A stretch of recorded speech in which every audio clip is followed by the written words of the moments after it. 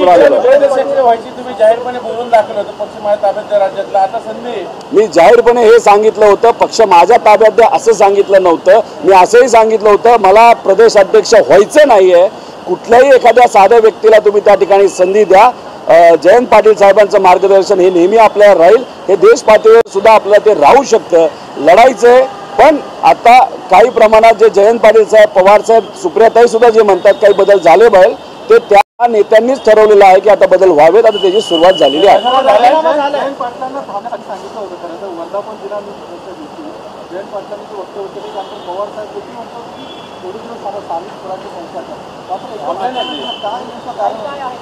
बघा, पवार साहेब, जयंत पाटील साहेब, सुप्रियाताई, अनेक इतर नेते यांच्याबरोबर बैठक झालेली आहे। बैठकीत जे ठरले ते आता त्या ठिकाणी होत असताना आपल्या सगळ्यांना बघायला मिळेल। आता ते राजीनामा दिला म्हणून बीजेपीत जातील, ते सुद्धा घाबरणारे कुठे? आतापर्यंत साहेबांबरोबर राहिलेले आहेत, सत्तेसाठी काय ते विचार सोडून जाणार नाहीत। आतापर्यंत ज्या विचाराबरोबर ते राहिलेले आहेत, फक्त सत्ता मिळावी, कुठेतरी मंत्रिपद मिळावं आणि मग त्याच्यासाठी ते विचार सोडून साहेबांना सोडून जातील आणि लोकांना सोडून जातील, म्हणजे त्याचा अर्थ पळून जातील असं मला वाटत नाही।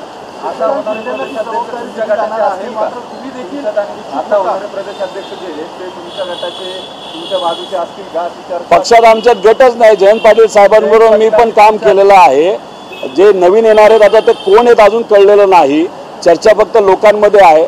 15 तारखेला पवार साहेब आणि जयंत पाटील साहेब स्वतः आणि सुप्रियाताई ते नाव डिक्लेअर करतील असं आम्हा सगळ्यांना वाटतं।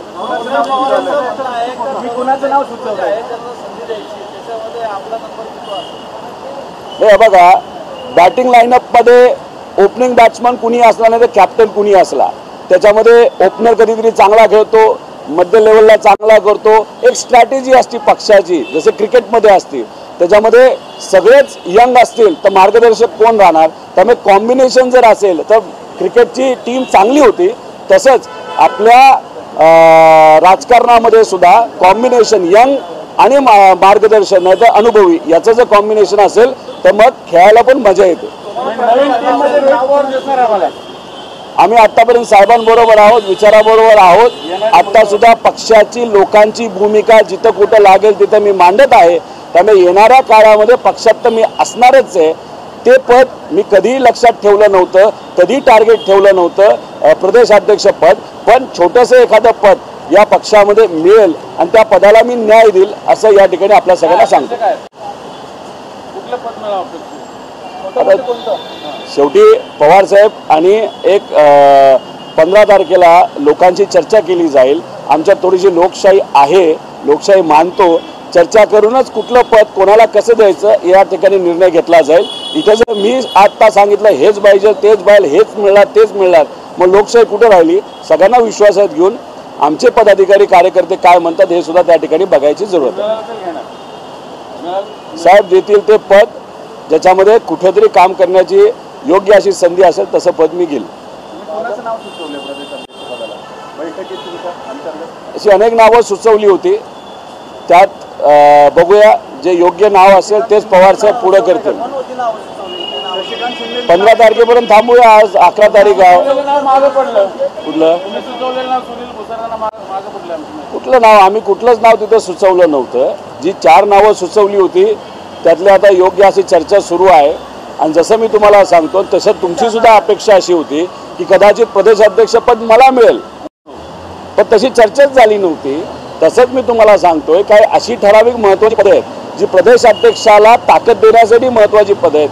त्याच्यामध्ये सुद्धा काही जे सुनील भुसारांचं नाव तुम्ही घेतलं, त्या विशिष्ट एका पदासाठी कदाचित आम्ही त्यांचं नाव पुढे केलं असेल, ते प्रदेशाध्यक्ष नसेल पण दुसरं एखादं महत्त्वपूर्ण जबाबदारी त्यांच्याकडे असू शकते। कार्याध्यक्ष असणार नाही असणार हे 15 तारखेला अध्यक्ष डिक्लेअर होतील असं मला वाटतं आणि त्यानंतर काही दिवसात बाकीची पदं त्या ठिकाणी दिली जातील।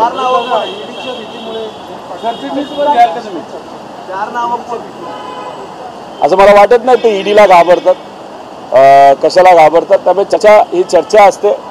अनेक लोक जे घाबरलेले आहेत ते आता शिफ्ट झालेले आहेत, ते आता सरकारमध्ये जाऊन बसलेले आहेत। विचारासाठी जेव्हा आपण लढतो तेव्हा सोपं नसतं, अनेक अडचणी सोसाव्या लागतात। कष्टातून एखादी कंपनी आपण मोठी केलेली असती त्याच्यावर सुद्धा हे लोक अडचण आणताना आपण सगळ्यांनी बघितलेलं आहे। एखाद्या लोकांकडे संस्था असतात, त्या संस्थेला सुद्धा त्या ठिकाणी अडचणीत आणलं जातं. आता कुणाल पाटील आहेत, आता पुरंदरची चर्चा तिथं सुरू झालेली आहे. मग कुठेतरी त्यांच्या संस्थेवर, व्यवसायावर दबाव टाकून, अडचणीत आणून मग कुठेतरी त्यांना त्या ठिकाणी निर्णय घ्यावा लागतो. आत्तापर्यंत आम्ही सुद्धा अनेक अडचणीला सामोरे जाऊन सुद्धा विचाराबरोबर राहिलेलो आहोत. जर सगळेच त्यांच्याकडे गेले मग लोकांसाठी लढणार कोण असा प्रश्न आम्हाला सगळ्यांना पडतो. म्हणून आम्ही आदरणीय पवार साहेबांबरोबर विचाराबरोबर त्या ठिकाणी लढत आहोत.